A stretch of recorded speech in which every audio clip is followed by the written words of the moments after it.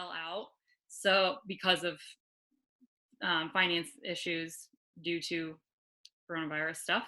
So that one's actually great for us. I mean, bad for those people, but great for us. That will close Friday, so no hiccups on that one.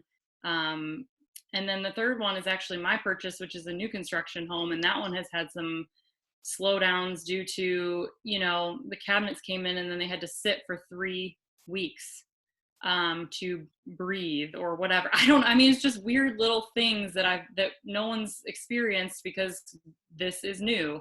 The water line getting approved through the city is just on a massive, massive delay because of nobody's working, and just weird things that we just the questions just can't get answered because there just is no answer because there's just no precedent. So all these things that are just really weird that are just hard to answer. As far as my sellers are concerned, I had one listing go up that had 21 showings and scheduled in the first day. But the problem that you have with that is you can't even physically get them in the door because you can't have overlapping showings right now. So I had multiple offers that I had to respond to before I could even get that many people in the door. So one of the things that I realized that you all are smarter than me, that I didn't think of, was shortening showings to 30 minutes. So something we've already been told to do is to, not do the overlapping showings, which thankfully for Showing Time, it's doing it for us. But also something that would be helpful is if you have a new listing going on, at least for the first little while, shorten the showings to 30 minutes. Because we didn't even think of that. And I had a bunch of showings that didn't even get in, and we had to respond. So that was something that was a learning lesson for me. All my listings are still getting tons of showings, which, I don't know if that's been said, and I guess that's something that we have been seeing, but it's still just baffling me. So it's crazy, but I am having trouble getting that disclosure signed and getting that back before people come in the door. So I mean, it's just hard for people. You put it on the showing notes and you put it in Showing Time, you put it on the listing, and still, I don't know why agents are just not getting that back to us before they get into the door. So I'm still even asking them after they go. I'm emailing them and asking them to get that to us, because at least we have that. I mean, after they've been in the door, I still want that disclosure back. So, that says in the next 2 weeks, if something happens, I still have that disclosure. So getting that back has been a bit of a fighting battle.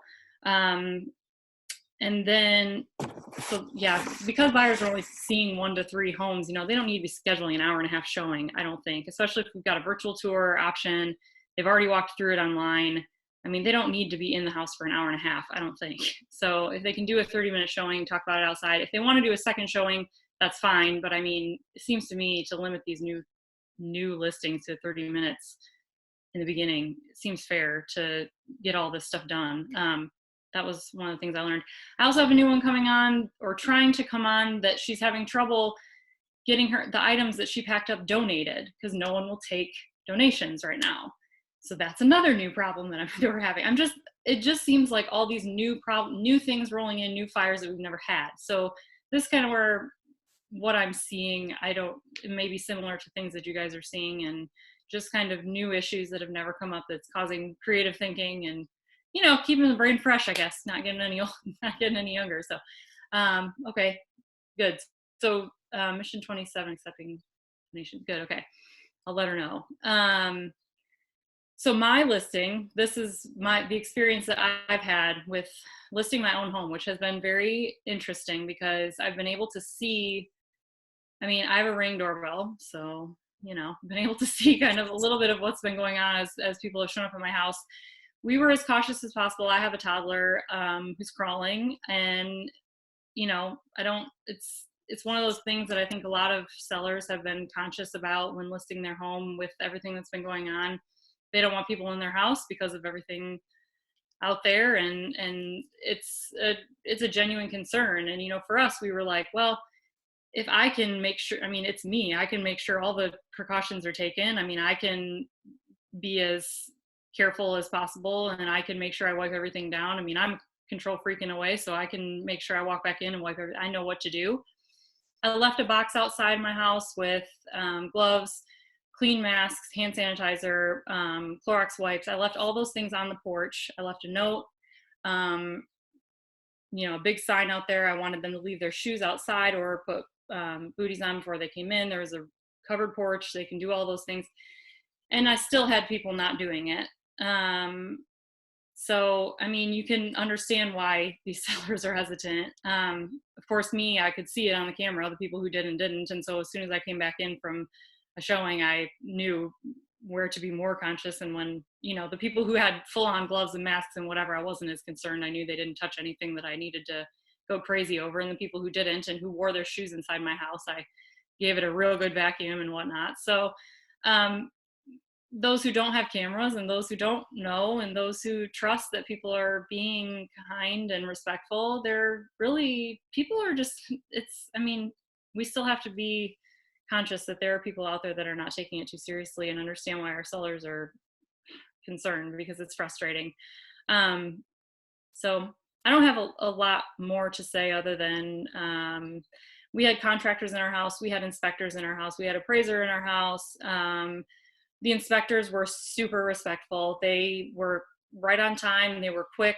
They came with 2 of them so they could get it done fast. They wore masks. They wore gloves. The whole time they were great. Appraiser, same thing. She came on time. She was in and out very quickly.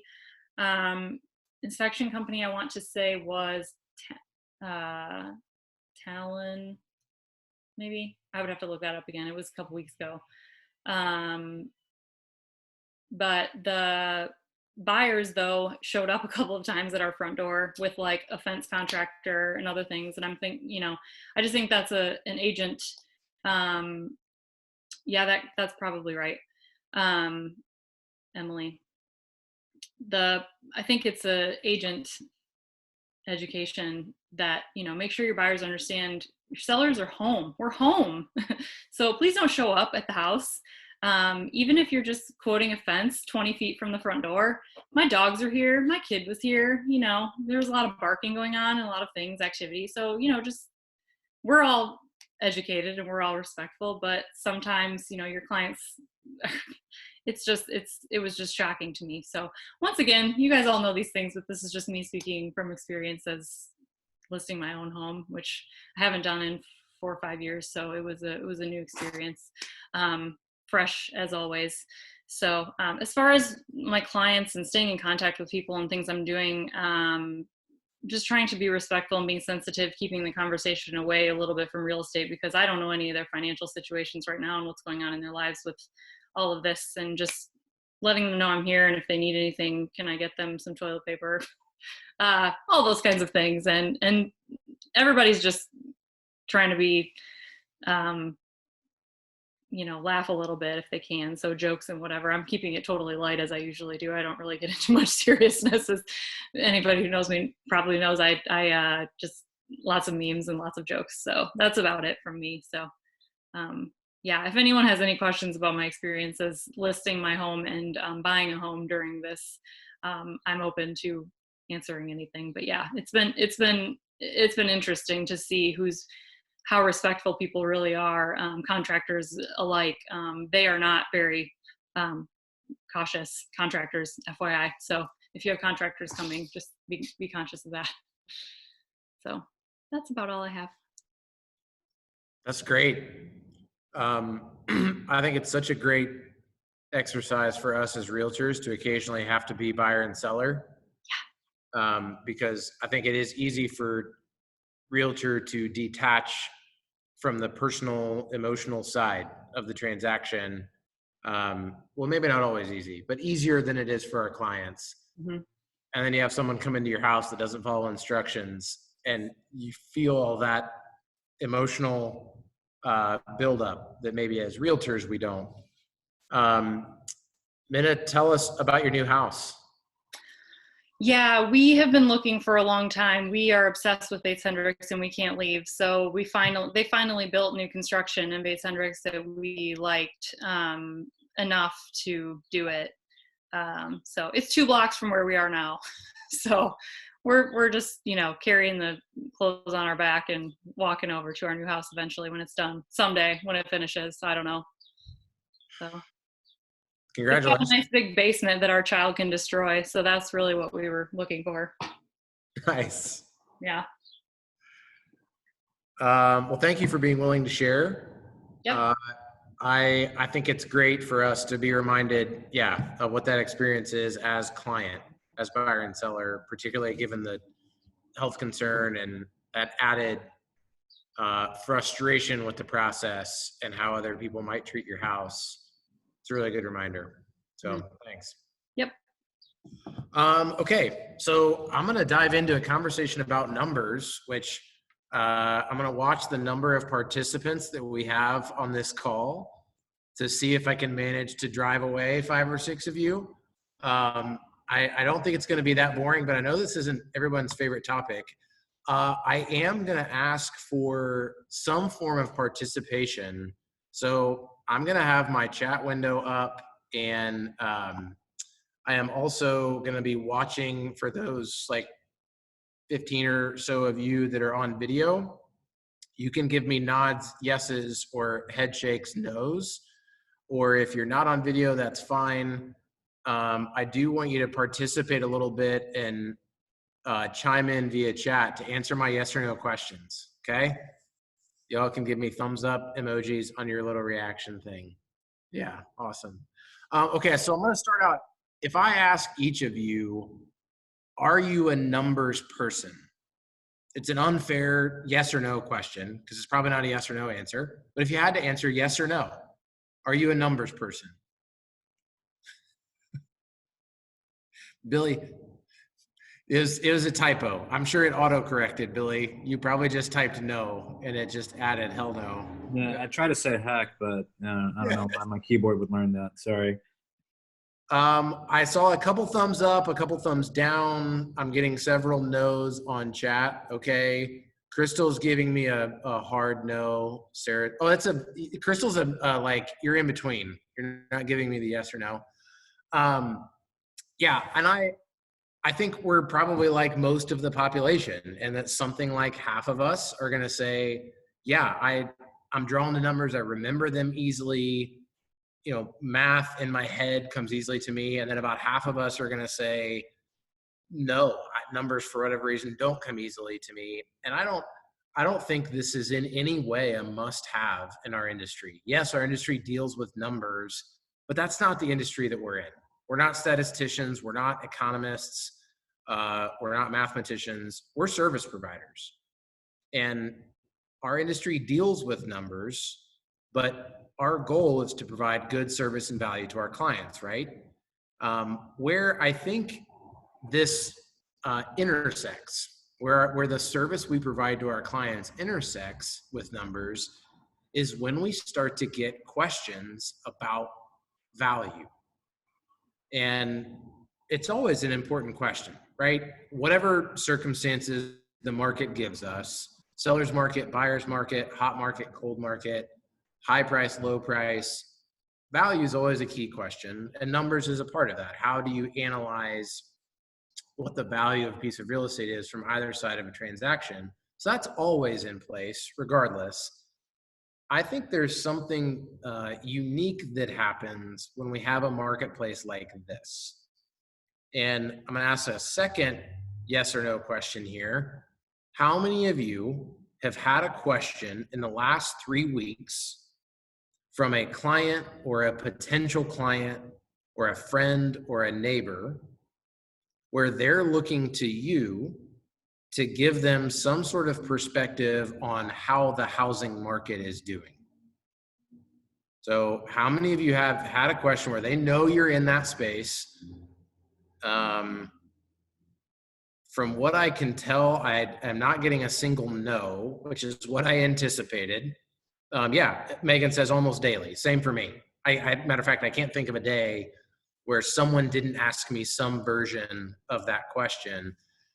And I think probably the most clear example of this for me was a friend of mine who's a financial advisor at Vallejo, a financial advisement firm here in Indianapolis.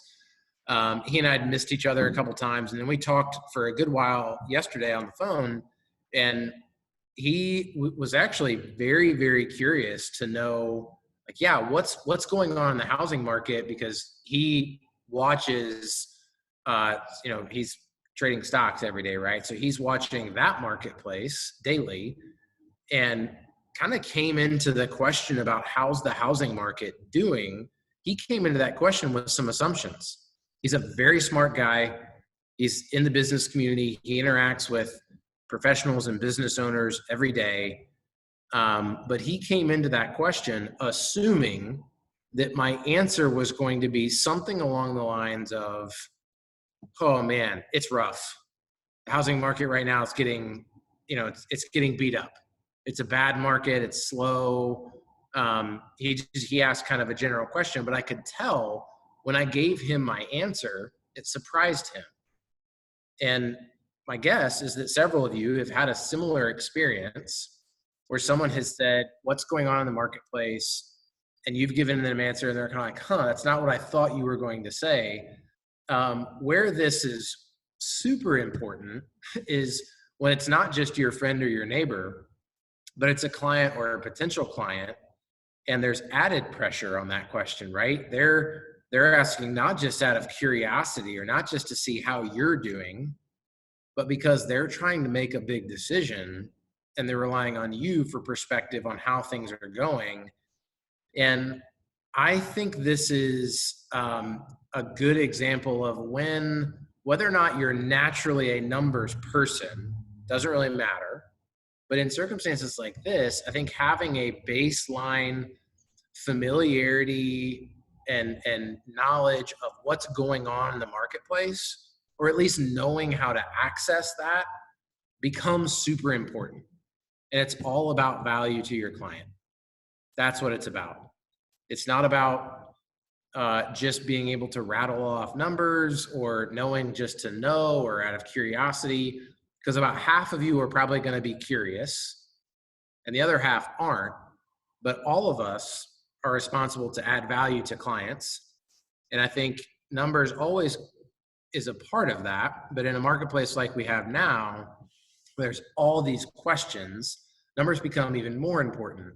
So I want to give you an example kind of to the negative to illustrate this. And many of you weren't in the real estate industry in 2008, but just kind of going back now 11 or 12 years ago to the last like really big unknown question mark type marketplace that we had, there was a general perception in 2009 and 2010. So what do you suppose the general perception was in early 2010 about how the housing market in Indianapolis was doing? Chime in via chat, or I'm seeing several of you giving me a thumbs down. Yes. So maybe more specifically, okay, if there is a general negative perception, what would people have said for specifics? Like, okay, you think it's a bad housing market. What do you mean by that? What do you mean by bad housing market? What do you think the general central Indiana perspective was in early 2010 about how the market was doing? Yeah, so Tricia says there's a perception that transaction count was down, right? Good. What would have other perceptions have been?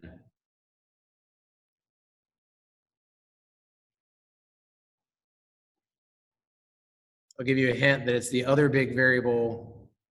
So transaction count down, days on market expanding. Yes, taking a lot longer to sell. Financing was hard. Good. One big variable that people haven't mentioned yet. There was a lot of bank loans, which affected the marketplace.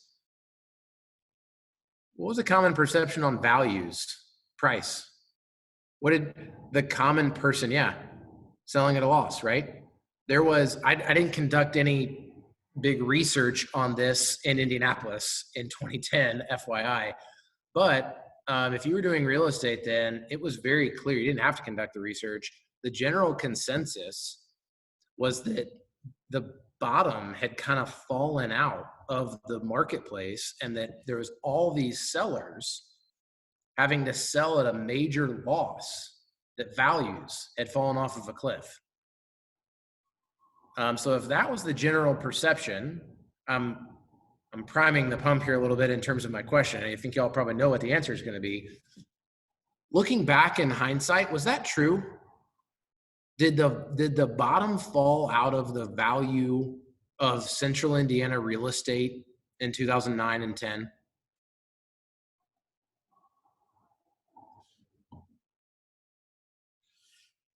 Somebody has to give me a shot at answering. Rosie says no. Rosie's guessing no. Good Only job, because I've heard you talk about this before. Ah.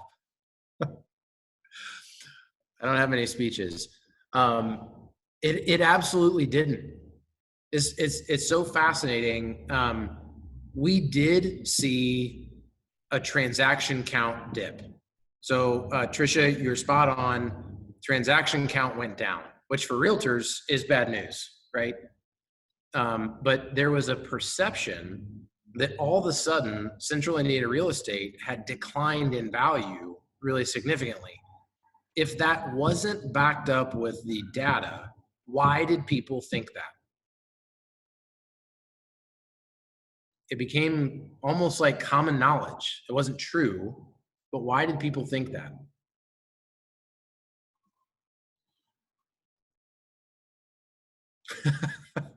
Yes.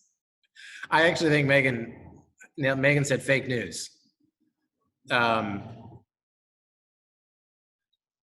I think both Leslie, good comment there. It's like it almost starts to feed itself.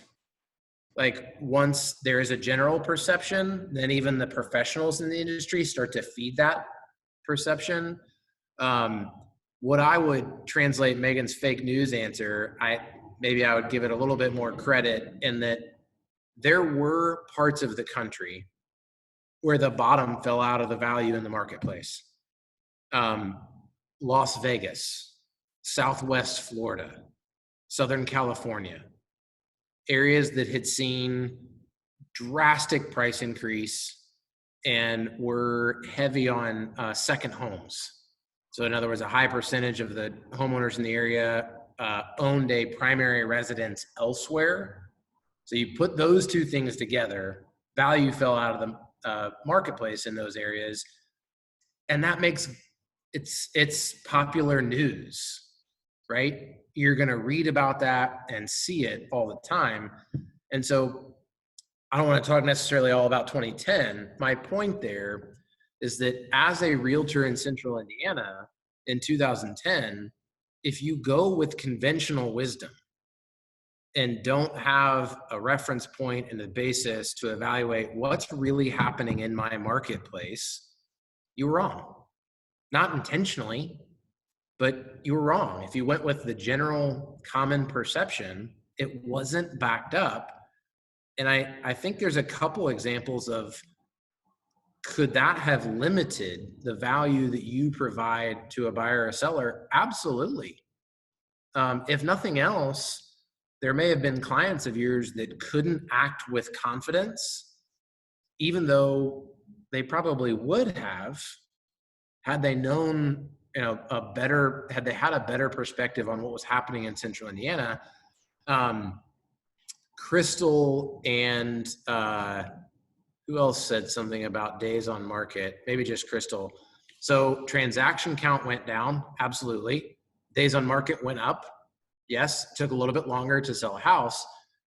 And if those two things are true, you might assume that prices would have fallen off.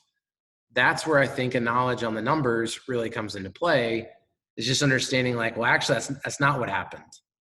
So good example of how knowing the numbers can help you bring wisdom and value to a client. So I'm going to fast forward a little bit, and I'm going to show you a tool that MyBOR has that I think it's undersold. This is something that If you're focused on the cost of, when you have to send your technology dues and your membership dues to MyBor every year, if you don't think you're getting the value out of those, I'd encourage you to take a look at what I'm about to show you, because I think the value is actually really good. And so here's an example of something that you have access to that your clients don't. Unless they're a member of MyBor, they don't have the same type of access to this. And so I'm going to share my screen. Give me just a moment.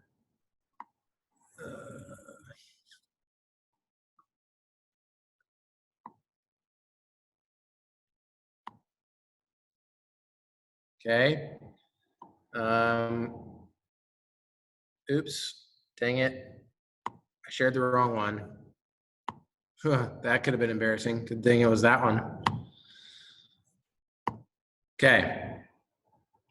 Can someone give me a thumbs up that you can see the MyBor homepage? Sweet. Okay, so I don't know if my guess is that probably half the people on the call have never even clicked on this resource with MyBor. So this is just right when you log into MyBor, this is the homepage. I'm going to go to MyBor Market Insights. Okay. And we're going to take a look at this market trends. I want to point out a couple things that probably go against whatever quote unquote conventional wisdom is in April of 2020. So I'm going to ask for some feedback on what you think conventional wisdom is, and then we're going to look at a couple numbers just to illustrate the power and value that these can be. So as I click on this, right now in the marketplace, what do you think most consumers think about what's happening?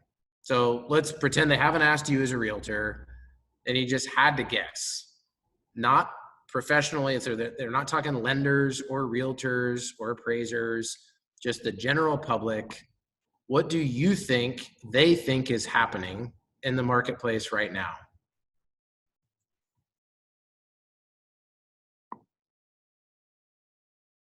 They think buyers are staying home, major slowdown, everything is halted, good, funding is falling through. Yeah, banks aren't lending money. I think these are all likely perceptions out there that this is the end of times. Yeah.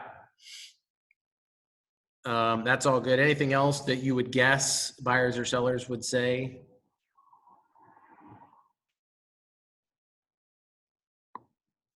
I'll keep an eye on that. So,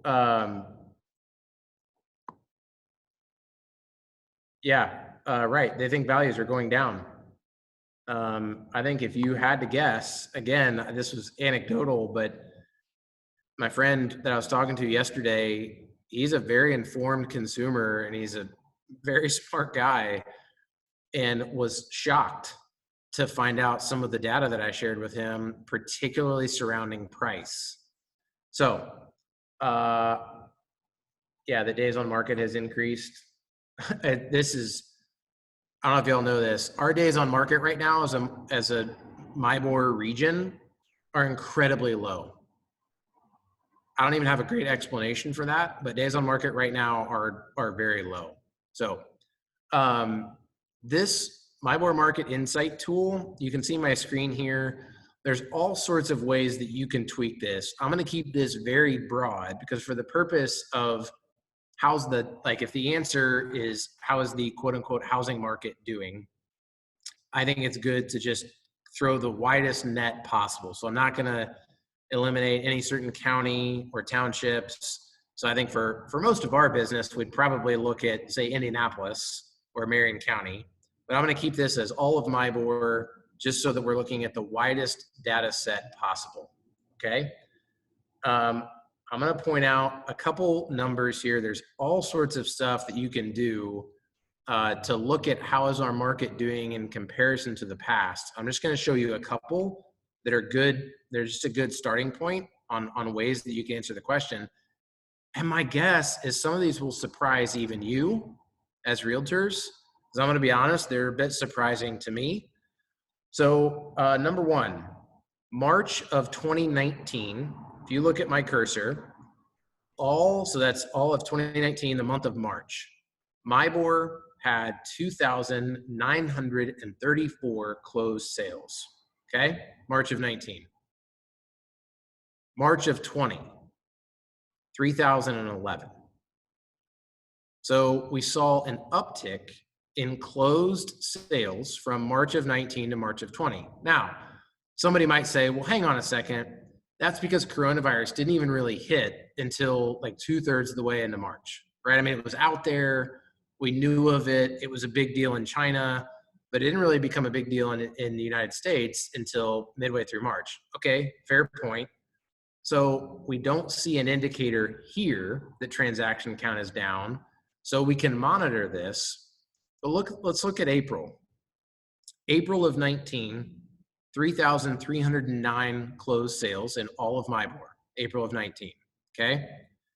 So far, as of last night, April of 20 was on a pace just better than 1,000 closings, 100 closings per day, which means if the end of the month pans out like the end of the month typically does, so in real estate, there's typically more closings in the last week of a month than there are in other weeks.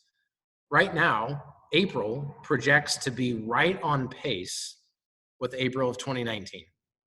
So again, if you're getting feedback from someone that the market is dead, you could use anecdote or narrative to say, well, it doesn't look like the market's dead to me, or it doesn't feel dead to me. Or you could come in here into the MIBOR Market Insights tool and say, wait a minute, that's not backed up. It's not dead at all. Matter of fact, it might even be up from 2019. So that's on closings. What about price? So watch my screen here. I'm going to go from number of closed sales to median sales price. As you might anticipate, from 2014 to 2020, we have seen a pretty consistent uptick in price. I don't know if many realtors are aware of how much variance you see over the course of a year. That's obviously very consistent, that in the spring and summer is where we see the highest median price, then it will creep back down and go back up. March of 2020 was, by a decent margin, the highest median home sale price our marketplace has ever seen. $205,000 was the median price of just over 3,000 transactions last month. Again, someone could make the point that, like, well, hang on a second, the virus hadn't hit broadly yet. Fair point. We need to monitor this to see what happens. But the same period last year, March of 2019, the median was $180,000. Median last one was $205,000. That's a huge difference. And I think it indicates a strength to our marketplace. Do I think that April is going to be higher than April of 19? Yes, I do. I think we might see this start to soften a little bit in May and June. But again, you don't have to go off of anecdote. You can look here and pretty easily access this. We can do the same thing with inventory. So for example, March of 2020, there were fewer homes on the market than there were in March of 19.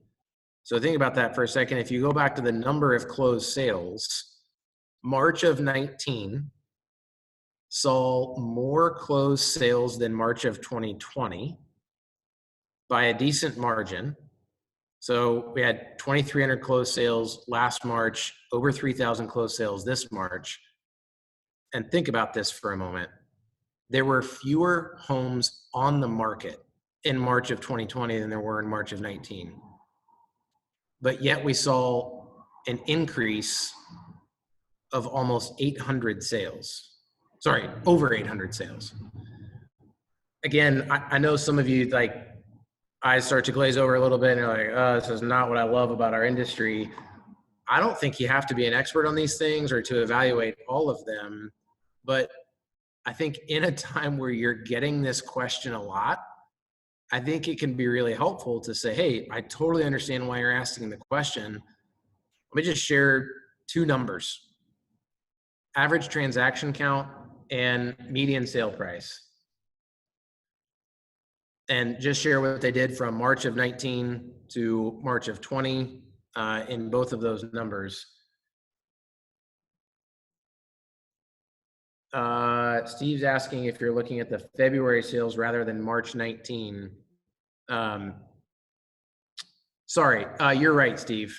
So earlier when I did that, I'm looking at the 2934. So you're right, it would be an increase of 200 units from March of 19 to March of 20. It was an increase of 800 from February of 19 to February of 20. The inventory numbers are lower now, and that's something that April, as it stands right now, we'll see what happens in the last week. I'd be surprised if this changes. Again, April inventory from 19 to 20, there are fewer houses on the market right now than there were a year ago.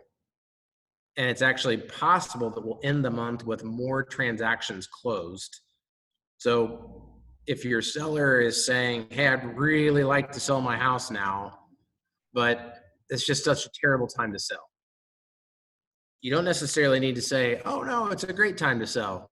You say, hey, can we look at a couple numbers together? Because I think you might be surprised about what's happening in our marketplace.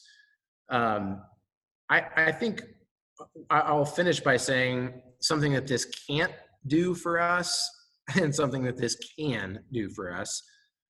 Numbers don't let us predict the future. So just because you could memorize all these numbers, and that doesn't mean you're going to be able to tell someone what's going to happen with their house or even what's going to happen in our marketplace. So you can't predict the future. And, for example, right now, I really do think we're probably going to see some of these numbers change by June, and then we're going to see a lower transaction count by June of 20 in comparison to June of 19. We'll see. So we can't predict the future, but the present does give us a good indicator for what's going to happen in the near future. And what this can do is I think it takes it out of the realm of your opinion. And I think, yes, people want your opinion. You're an expert. It's okay to give your opinion. But as much as you can, take your answer out of the realm of opinion or anecdote. And what I mean by anecdote is, yeah, you might be working with 4 or 5 listings and 4 or 5 buyers right now. So you have your own experience, and that experience is relevant, but it's anecdotal. 3 of your 5 buyers could be totally freaked out. And so and that's very possible. If that's the case, you would probably project that like, buyers are sitting on the sidelines right now. And you come in here and look at the broader Central Indiana region and say, well, hang on a second, it doesn't actually look like buyers are sitting on the sidelines. Why are 3 of my 5 buyers sitting on the sidelines? So I think it takes it out of, as much as possible, out of the realms of opinion or anecdote into the realm of just looking at what's happening in the marketplace so that you are providing value by giving someone access to this information. And then once this is your basis or your platform, then giving opinion on, hey, the numbers are one thing. Here's kind of the basis of what we're seeing. Let me help you interpret this. Here's what my anecdotal experience has been. Let me put some narrative to this so that you could say, hey, let me give you an example. So a teammate of mine just listed a $275,000 3-bed, 2-bath house that was move-in ready. And, Minna, how many showings did you have on the house where people couldn't get in because you had hour showing blocks, right? So you have 21. There is a anecdotal narrative that affirms what you're seeing here in the numbers, and they're both relevant. Most clients probably want to hear, I listed a house and had 21 showings. Okay, cool, got it. I see what you're saying, good news. I think the challenge is if you're as a realtor relying on that, you might not have as clear of a picture as what's happening as you should. And you're probably more likely to give someone bad advice. I've seen people do this, right? I think it's again, you have a really stale listing and it's not selling, and you might say, oh, the market's really bad. And then you come and look and it's like, hang on a second. And you might start to, something would be interesting here. I haven't done any of the filters on price, but you could look at this on a price distribution over here. And just side note, if you run numbers at $400,000 and higher, you get a little bit of a different picture as to what's happening in our marketplace right now. So I think this is very helpful. Most clients aren't going to be able to interpret a lot of this. That's your job. But I think if you have this basis and know how to use these MyBoard tools, they're very, very good. I know this doesn't speak kind of natural language for some of you, but MyBoard really has, I think, done a nice job of making the data in the BLC accessible and even like aesthetically pleasing. The market infographic feature here is a really nice way to, you can kind of tweak this to, whatever numbers and data points and geographic areas you want to use. This is good social media material, or just adding value to clients. This is a really good tool in any marketplace, but I think the value for us as realtors, it's just like double right now. I think illustrated by the frequency of how often we're getting asked what's going on in the marketplace. Hitting pause for a moment. I know that's a lot of info, and some of you are smiling and some of you are rolling your eyes, but questions on, I'm going to keep my screen up here for a moment in case somebody has a question on the MyBoard tool, but just maybe on like how do you use this, or thoughts about, providing data to clients. Are you optimistic about doing that? Are you cynical about doing that? Any questions or comments on that before we transition?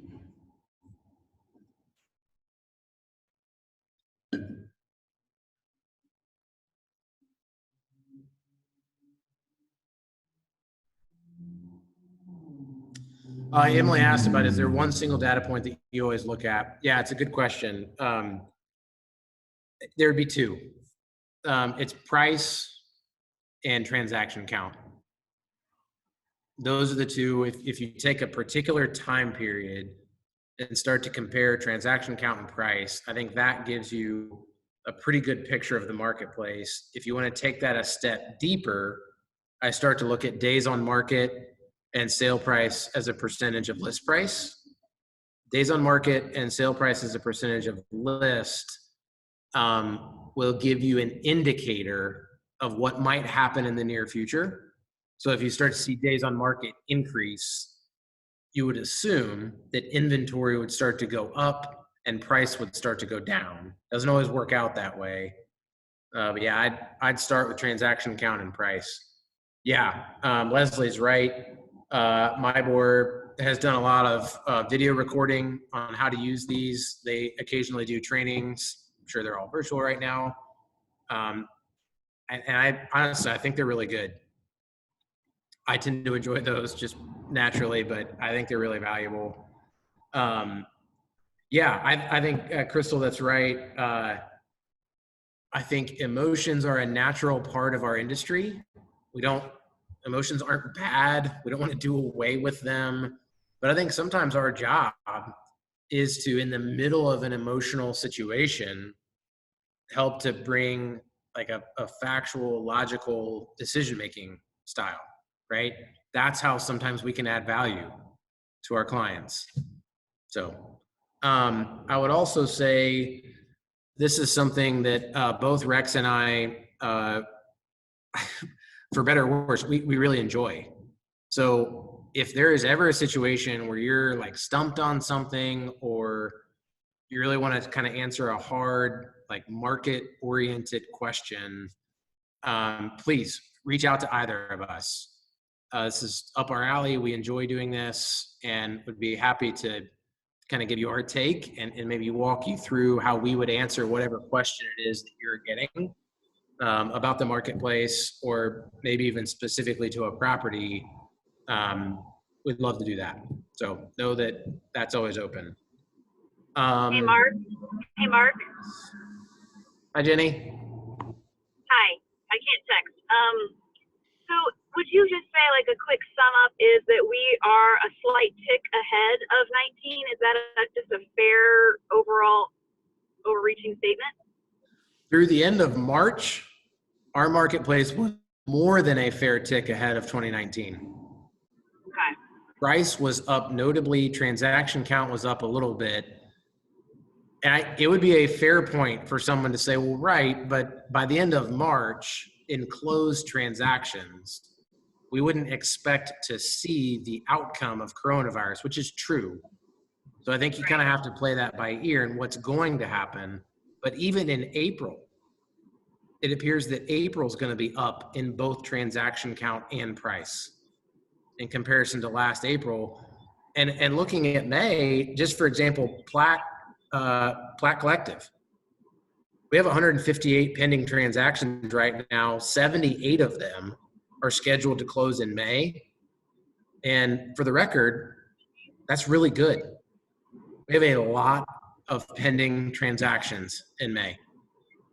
And so, again, if you're looking for a data point that says, oh shit, sorry for the expression, it's not there yet. There might be a reason to say that, but there isn't a data point out there yet that says that.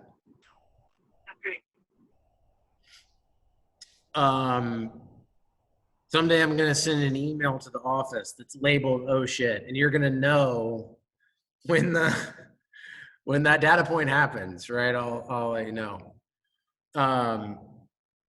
Good stuff. Thanks for bearing with me. I think I'm at the same participant count that we were when I started. So that's good. We're going to take a quick 5-minute break right at about 4 o'clock for those that are going to do the shift conversation. Stay on. Join us in about 5 minutes. Cool. Thanks, everybody.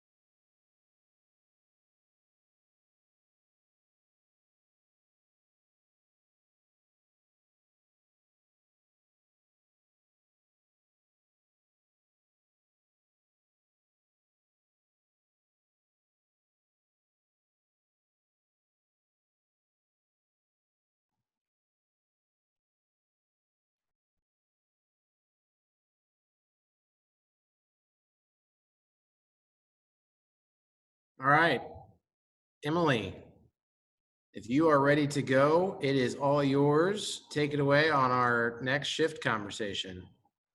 Hi guys, quick thumbs up. Make sure you guys can all hear me. Yeah, you're good. Awesome, thanks. So I am going to cover tactic 5 and 6 from our shift book. Um, I have to be honest, I really liked shift number 5 more than number 6, but that's just my own personal opinion. So um, I thought that kind of like the sticking point for me as I went through shift 5 that I just kept coming back to. There were a lot of great points, but there was a specific story that they were talking about, an example where they asked the question, do you like to go fishing or catching? And that, I think, to me is the overall takeaway, is what it boils down to is action versus purpose, and really focusing on the purpose. I think as a brokerage, we've really talked a lot about lead gen and where, what resources we are using, and the ways. Rex hit on some of those last week. Whether they're standard or unstandard, there are multiple different ways you can get leads. But now it's time to kind of focus on what is the purpose. If you get a lead, what are you supposed to do with it? And that's kind of the most important part that I think they kind of nailed it on the head, is like we oftentimes forget or lose sight of that.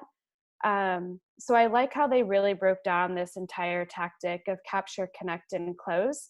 And I think the most important part for me, at least, as I was thinking of all of you and how we're doing lead gen as a brokerage and what the next kind of goal is, was really the connection point. I loved how this simple quote, if you go into the connecting portion, where it said, people don't care how much you know until they know how much you care. This really resonated with me. I think it kind of fits into what Mark was just discussing. For those of you that were listening in to the 3:00 call,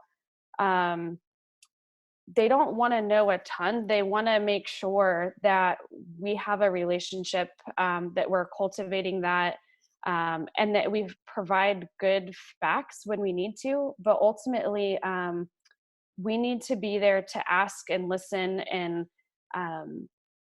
really make sure that we know what our prospective client is asking. We are a service industry, and so we want to make sure that we can service them the right way.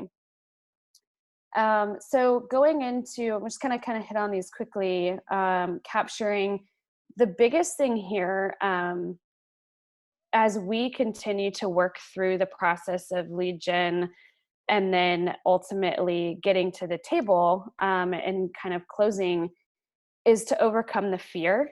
I think a lot of us are amazing in social settings, but ultimately, like when it boils down to asking for information and making that connection, it can kind of feel icky. It doesn't feel great, but ultimately we have to be ourselves, and we have every right to ask. So try to set fear aside, as easy as that is to say, and be confident in who you are and the industry that you're in, and capture that information so that you can go ahead and move forward. After that, connecting. I think one of the things that I really wanted to talk about within connecting was, think about, so we're a service-based industry, right? Think about when you are at your favorite restaurant, or if you have your favorite like waiter or waitress in town, how do they make you feel? Do they ask the right questions? Do you feel like you have a natural rapport with them?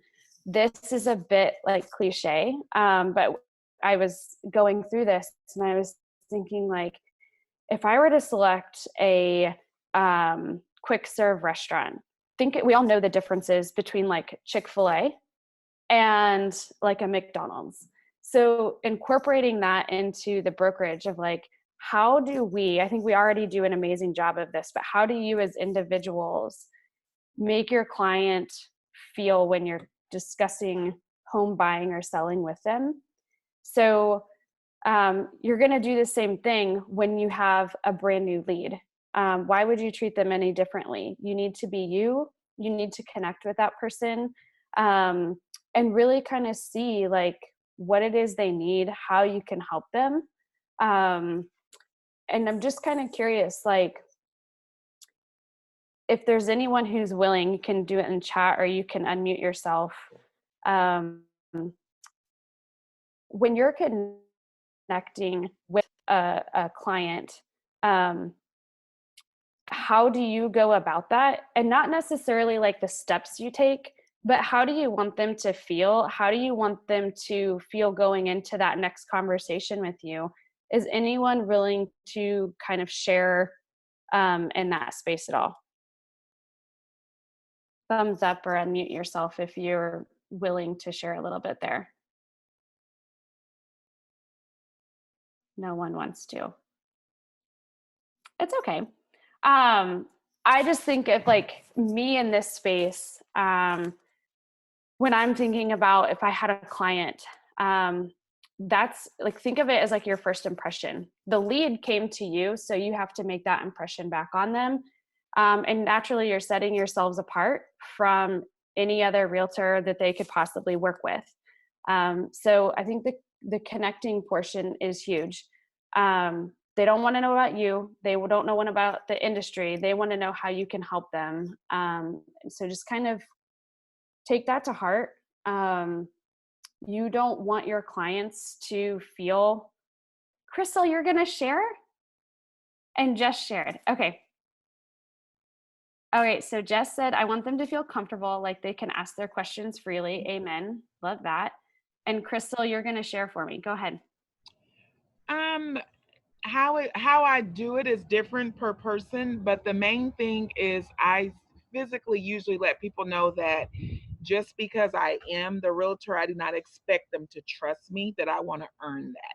So my Yes. goal is to immediately make them feel comfortable with me, because I think it's a bit much to ask someone to trust you when they don't really even know you. Um, but I immediately work to make them feel comfortable, and comfortable means not what's comfortable for me, but comfortable for them. And so in order for me to do that, I have to be a good listener. I have to ask questions that are engaging and not come prepared with a bunch of stuff I want to spew on them and just spit all over them with the speech I've put together. So I find that very useful, being ready and prepared to be fully engaged in, get their feedback, just fill them out and talk their language. I absolutely love that, Crystal. And I think the thing I love the most that you said is not comfortable for you, but comfortable for them. Like this is new to them. You do this all the time. You're a pro. But you have to make them feel comfortable. Cameron, I love what you're saying. Like you want them to feel like you got them. Like you've got this. They can trust you. There's confidence in who they're working with. Those things are also important. So awesome. I appreciate you sharing. Crystal, I'm going to pick on you. You open yourself up here. I just have one quick question. You said that you have different ways of going about it, but you also said something else that I think is important, is that you have talking points that you're going to give to them. Would you consider those talking points something that you just have in your arsenal all the time? I don't want to use the word script, but do you feel that I'll go ahead and use it. Do you feel that script is kind of like what has helped you when you're meeting those people for the first time? You've practiced it, you know it, you're comfortable with it? So I don't think script is a bad word. Feel free to use it. So my thought process on scripts are, the more you spend time learning a script in your private time, the more time you can spend engaged with that client when you're in person. So when I'm in person to person with them, I don't have to be thinking about, oh my God, what am I going to say? What should I say about this? Because I do have scripts. I live by scripts. I do everything by scripts. So, but I think they're powerful. And when you learn them and you spend time being a professional, educating yourself on that, it doesn't come across as a script. Right.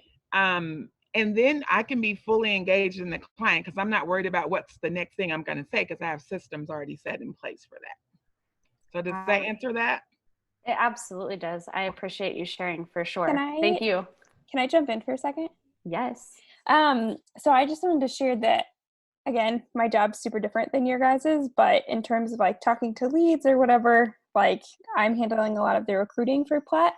And so when I think about like I'm meeting an agent for the first time or talking to them on the phone, like I also have like a script. I think about it a lot more like I was a theater kid in high school. Does that surprise any of you? Probably not. But you know, I would think so much about the words that I was going to say before I went on stage, and that's very much like how I think about those meetings as well. And I think something that's important to know is I kind of know in my brain, like if I'm taking on a new type of meeting, it takes me about 15 or 20 meetings for me to feel comfortable in that space. Like once I've logged about 15 or 20 meetings, I'm like, okay, now I know what I'm doing. Like I think it's important that it's not just the script, but it's about like learning how to, like, how do you answer the questions that are coming at you? And yeah, I mean, there's just tons of random stuff that you go through, but yeah, I think like giving yourself that grace period of like, okay, I need to get through 15 or 20 meetings. Usually I feel like I'm so shitty at this before I get through those meetings. So I think like just give yourself the grace of that as well. I think that's super important, Rosie. Grace upon grace upon grace. I think this is new for a lot of folks, depending on the way that you look at lead gen and kind of getting to that appointment. I think we all naturally are really good at it, but when we actually talk about the subject, or now that we have a new website that's giving us leads, that's not the same as a previous client giving you a referral. That feels very different. And so grace is very important in this time, just to make sure that you feel comfortable. But I think more importantly, what number 5 really does is to think about it not as just lead gen, but as the actual purpose of it and what it can do for you. So just don't lose sight of that. The last piece to tactic number 5 is closing.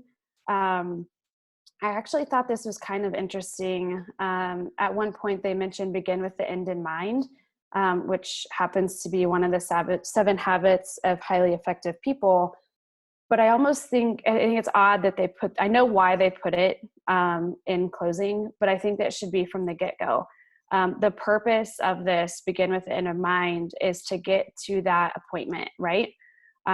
So while they have it in closing, let's move that to the beginning and just kind of have that top of mind. And I also want to point out within that kind of 2 pages, they literally have the words just ask written out 4 different times. So again, it kind of goes back to like overcoming that fear. Like I said before, y'all are really good at what you do. You wouldn't be here today if you weren't. So just ask. It doesn't matter where you are, where you're getting your leads, but more importantly, ask and not be afraid to do so, and overcoming that fear. I do think it was interesting how they listed out all the different types of closings or ways to close. And I think it's all about approach. I know this is how it is for me. If I'm reaching out to a prospective client that, you know, the benefit or that the brokerage could work with, depending on their style and my style and kind of like how the situation is, that approach is going to vary on how I'm going to kind of ask for that appointment. So know that, like, even though you've practiced, or you might start practicing like how your approach and what your scripts are going to be and whatnot, know that you need to be able to adapt. Jess actually talked about this on our own team call on Monday, is like, she came from scripts. She worked with scripts a lot. But as her career has moved forward, she's had to adapt those quite frequently to kind of where she is today. So don't be afraid to do that. I think the more you practice, the more you can do that on the fly, because you'll be more prepared. So know that it's evolving. But ultimately, this to me, this whole entire chapter is more important than the lead, because you could have all the leads at the end of the day, but if you're not able to get them to a point of conversation and make them actionable, what's the point? So really strong chapter. Hopefully you guys enjoyed it. As Mark would say, I'm going to pause and see if there are any other questions or conversation pieces that you guys want to chat about before we get into tactic number 6. So feel free to chat or unmute yourself if you have any other talking points or questions.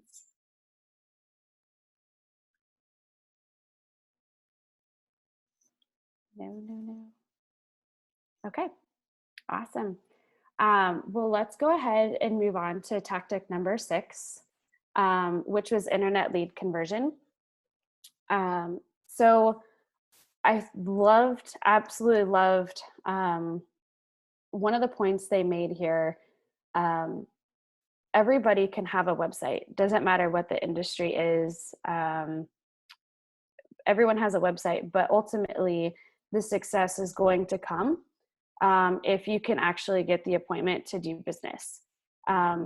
So insert any type of, I think this is really strong for anything. It's whether it's a website, your social media that you guys have, an email that you're sending out to your clients, whatever it is, all of that is a tool or is information for a buyer or seller that ultimately is going to get you an appointment with that person or a conversation with that person. So make sure that what you're putting out there has the tools and resources for those folks to, again, feel comfortable with who you are and how you're conducting your business. I know just from the brokerage standpoint, we talk a lot about the website, but the website is ever changing. It's evolving all the time. It's never going to be 100% perfect because of the industry that we're in. There's always going to be new information pieces that we need to share. There's going to be different ways that people search for homes. We're always looking at the ways that people are entering the website and what they're doing when they get there. So we're always shifting and adapting to that. And we all should be doing the same, no matter what it's a website or anything else that we're using. Internet in general, I like that they brought this up, and I agree wholeheartedly with it. Our website exists. We have to maintain it. We always have to have a presence. Otherwise, what's the point in having it? But once people are there, we generate the traffic and we convert people to appointment. And I think I've said this before as we launched the website and as we put lead gen together, but that's really why we chose REW, or Real Estate Webmasters, to do our website, because they think in that same way. That is the way they approach their website. Yes, it is a template, but it's also a bit custom. They look at things a little differently than some of the other website providers out there for real estate. So it was great to see that there was kind of this overlap there of a way of thinking and a business approach of REW. And then the other piece here was, they have a lot of fishing pieces here, was thin bait versus the fat bait. Obviously we want to provide more, and I think all of us always do, but going above and beyond to really make sure that your clients have all the tools and resources that they need to have a successful transaction with you. So just making sure that you're always kind of on the fattier side, if you will, and going above and beyond in what you're providing. And then kind of the last piece in tactic number 6, I think Platt as a team in brokerage, we've kind of shown this already as we've kind of waded through coronavirus and this era that we're living in. We have to be impatient a little bit. As patient as I like to be, we have to be impatient. If things aren't working or if we need to change or adapt, don't take too long. I think that's the hardest part, is like, how much is too much time?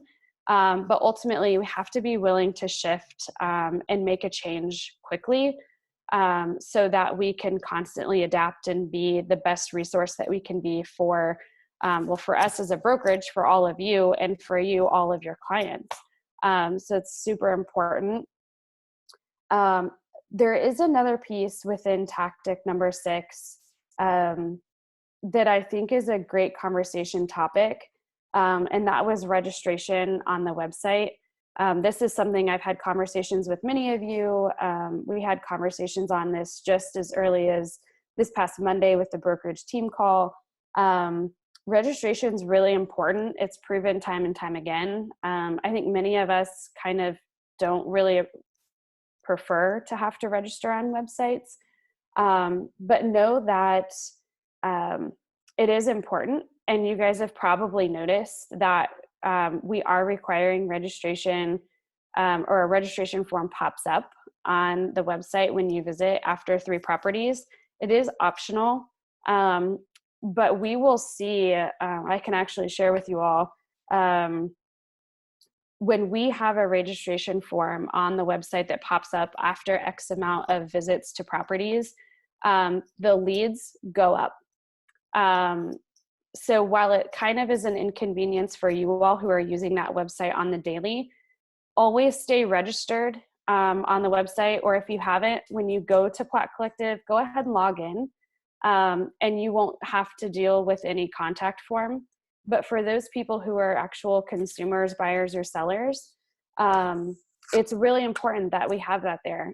We actually have data points from the first month of the website being live, that if we have that contact form and it does open after X number of viewings of listings, we do have an uptick in leads, and that's really important right now for all of us. So if you see that, know that that's why that is there. Always happy to chat about it. But ultimately, I think both of these habits were really important. Obviously, the key takeaway in tactic number 5 is, for me, maybe you guys feel differently, but for me, was the connection point. Obviously, that's huge. We talked about it a little bit. And then in tactic number 6, it's just making sure that whether it's me at a brokerage level with our website and our social, or realtors and creating flyers or their social media, making sure that they're informational, we're being a resource, and we can be the best that we can be, so that ultimately leads will not just be a lead, they'll convert into something much more. So with that, I can open it up for questions, but I really enjoyed these 2 tactics, and I hope you did as well. Yeah, that's it. Thanks, Rosie. Question, Emily. I just got my first lead off the Platt website, and this is always kind of an issue for me in responding to these. Like, if I see if somebody's preferred method of conversation is email, should I be picking up the phone and calling them? Should I be emailing them? Like, you always want to, it's like, on the one hand, I want to connect with them. On the other hand, I want to respect what they're putting on the form. So in this case, they preferred email. I did email. I need to follow back up by phone. I haven't heard anything, but what's your professional take on what's the best follow-up? Sure. No, I appreciate it. So to me, if they've checked that box, that email is preferred, I would always follow that. But I also would kind of, like at the book said, I would be a little impatient. So you don't want to bombard them, but I would absolutely reach out. Text would probably be my next best bet, just because we all know that we have a device in our hands all the time, right? Yeah, they can probably get their email on there, but they're also going to get a text as well. I just think it's important to make sure that when you do reach out via text, email, or phone, that you kind of remind them of how you got their information. Introduce yourself, explain how you got their information, and that you ultimately just want to be able to help them out. As we kind of talked about in tactic number 6, and I think just in general business practice, it's about them at this point. And so I think it's great that you reached out to them and their preferred method, and then just work it from there. I recently reached out to several agents who had received leads through the website, and actually email was the highest form of communication where people got a response fairly quickly. So it could even just be a follow-up email, wait 1 or 2 days and then reach back out to them. At the end of the day, I think I say this time and time again, you have to do what feels natural to you and where you are comfortable, because this is a new space for us. You want to make the client feel comfortable, but you want to set yourself up for success as well. So if anyone else cares to share a way in there, you guys are actively doing this on the daily, I'd be open to it. But I hope I answered your question. Jess, don't you also you send a text or something before you would call them? How does that work for you? I remember you talking about it once. Yeah, it depends on the lead, but in Trisha's situation where they've shared their preferred method, usually it is text or email. What I usually do is immediately reach out to them in that way. I tell them how I got their number, where I'm from, who I am. And then I say, hey, I would love to chat with you about your home search, or if they're selling, whatever that may be. When would be a great time tomorrow for me to call you? So I ask for that appointment, and I'm asking for it to be by phone, because I know a phone conversation usually gets me to the in-person meeting rather than email back and forth. Yeah, that's great. Something else I would add on there, in my former life, I was in tech sales. And so pretty much all I did all day was email people and text people to try to get to set up meetings for the account executives. And something like a little email trick that we would do is when we're trying to get that meeting in an email, we would say, hey, does tomorrow at 10 a.m. work? We would put in a specific time right from the bat, because it gets you on their calendar faster. I don't know if this would feel too cheesy for you guys as well, but we would also send calendar invites right away. So I would say hey, does tomorrow at 10 a.m. work? I'm shooting a calendar invite your way. Just let me know if that doesn't work. Or I'm shooting a placeholder your way, or I'm penciling it in for tomorrow. Just let me know if that doesn't work. And that sometimes pretty quickly they'll either respond no to the calendar invite, or they'll come back with another time. It just felt like a trick for getting on their calendar a little faster. Agreed. You can also, we used to A/B test the subject lines in an email. So if you're emailing from your own personal email account, try different subject lines when you're reaching out to them and see if you get better traction off of one versus the other. Because the hard part with email is you're trying to get through the clutter of someone's inbox, right? So there might be a method to your madness in a subject line and being, or using an emoji inside the subject, versus just a regular subject line within an email. So there's all kinds of little tips and tricks with emailing, but yeah, I think you're right. You have to go with the preferred method of the client. Anyone else?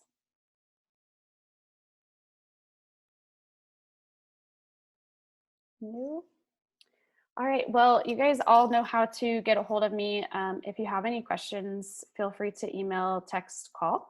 I can answer any different way, and you're welcome, Rex. Guys, it's gorgeous outside, so go enjoy this evening, and we'll chat soon. Thanks.